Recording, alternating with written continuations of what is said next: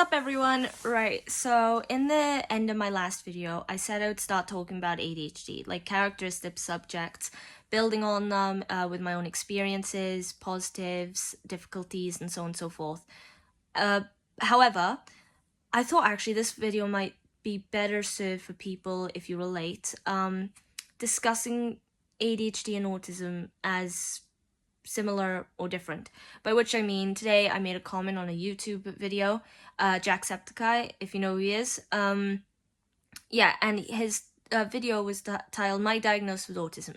So he was diagnosed with autism recently, and he said in the video a little while ago ADHD, and truth be told, I am not surprised. But and I made a comment just because near the beginning of his video, he made a very throwaway comment about, or phrase, about how ADHD and autism are basically the same thing. So the comment I made wasn't necessarily in direct reference to him or to what he said, because like I said, it was very throwaway. But it just made me think, and it hadn't occurred to me yet, a lot of people I've met have actually been under the impression that because a lot of the time ADHD and autism go hand in hand, like there are plenty of people with both, that they are exactly the same thing. And the truth is, no, they're not exactly the same thing. They're actually quite conflicting with each other. They have similarities, but their conflictions can be quite clear sometimes. So it just made me think, that's all.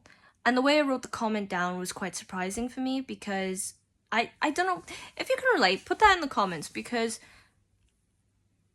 when I write something down, it tends to be more clear or more concise, like exactly what I wanted to say in my head on the paper. Something about seeing like the words physically in front of me, I don't know, it just helps. But when I do things non-scripted, like right now in these videos, a lot of time I have to pause or think, because, well, basically I'm trying to work through the words. I don't want to say the wrong thing when I'm trying to convey something important. I basically want people to get exactly what I mean. So yeah, so I just thought, I have jotted bits of what I wrote down. I could memorize them, but I'm tired. Yep. So I have taken down some notes just to help me kind of remember the gist of what I'd written in the comment section. Yeah, and I hope this helps. Though before I do that, I'll just make a mention. If you like content, you want to see more, follow me on TikTok, subscribe to my YouTube channel, leave a like, comment, and let's go on with it. Right. Oh, and yeah, and put in the comments if you relate to that writing thing, because I'm sure plenty of people can. Hopefully. Right. So essentially what I'd said was ADHD and autism definitely have similarities, but they are not the same thing. The similarities, though, often lead people to become confused between the two. Most common examples of similarities are in communication and attention difficulties. So I have both, you know, and I was diagnosed as a child with both, as you will see through some of my videos when I'm kind of going step by step throughout my life. Anyway, but because I was diagnosed both as a child, I've grown up understanding both, or coming to understand both of them. And that's kind of the purpose of why I started this whole vlog thing, because I just wanted to share my experiences, my difficulties, and the positives of both conditions with anyone who might benefit from them or can relate. Because it's kind of nice, you know, when you have someone who like, when you know there's someone out there who can relate to what you're saying. I like it. So, yeah. Right. So there are lots of conflictions between the two diagnoses. The main confliction that comes to mind personally is behavior. So like people with ADHD tend to come across as more hyperactive. I mean, it's in the title, attention deficit hyperactivity disorder, right? And because of that, that sometimes breaches the gap in communication, just because their mind is like running 1,000,000 miles an hour. And because of that, then, your anxiety often can't catch up with your mouth, with the words, with what you're saying or what you're doing. Because hyperactivity isn't just like physical hyperactivity, it's also verbal hyperactivity. And because of that, then, the anxiety can't quite catch up. But when it does catch up with you, it's like being hit with a freight train. It's quite shocking, you know, if you have both and that happens. So again, if you can relate, put that in the comments. If you feel comfortable doing it, though, of course. Anyway, however, people with autism tend to come across as more withdrawn, more shy, more anxious outwardly. And unless, though, they're faced with some sort of intense interest. So, like in school, if a subject is brought up that they're really, really involved in, next thing you know, they're the limelight of the group activity, perhaps, and they can't get enough information out. They can't stop answering questions from the teacher, that kind of thing. I know that was definitely me. Right. Yeah, when it came to like English, mythology, vampires, anything that came up that was slightly related to something I was greatly interested in, boom. Shyness, what's that? Anyway. So the point is, though, there definitely needs to be more awareness and discussion on both socially and scientifically on both conditions. So, however, this is the bit that I really liked that I put down that I think was good.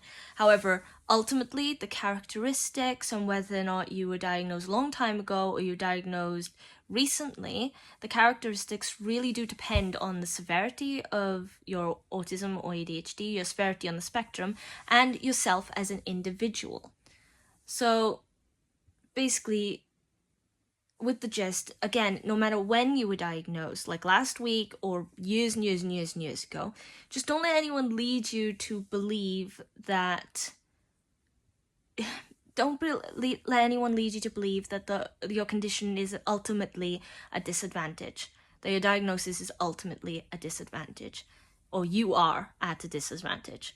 And don't let them lead you to believe that your struggles and issues, like, are completely unmanageable. I mean, if you have struggles and if you have issues, most need support with those. That's fine, right? But, I mean,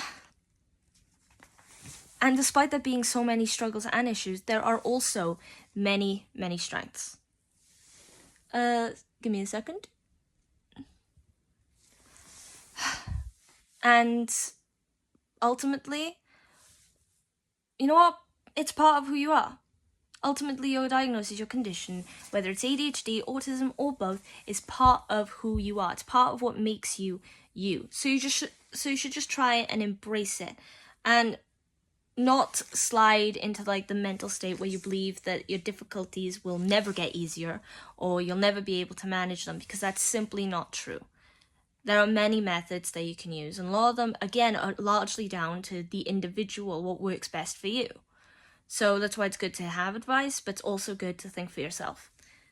The point is, yeah, you know what? The point is, you are intelligent, you are charismatic, and you know what? Others will understand you. There are people out there who understand where you are coming from, even if you feel alone. So, yeah, so at times, perhaps when it gets to you, when you start thinking the worst of your condition, of yourself, or your difficulties, starts getting you down, don't let it. Because you're fine. You're perfect as you are. Everyone has issues. Everyone has struggles, okay? And because of that, there is always a way around them.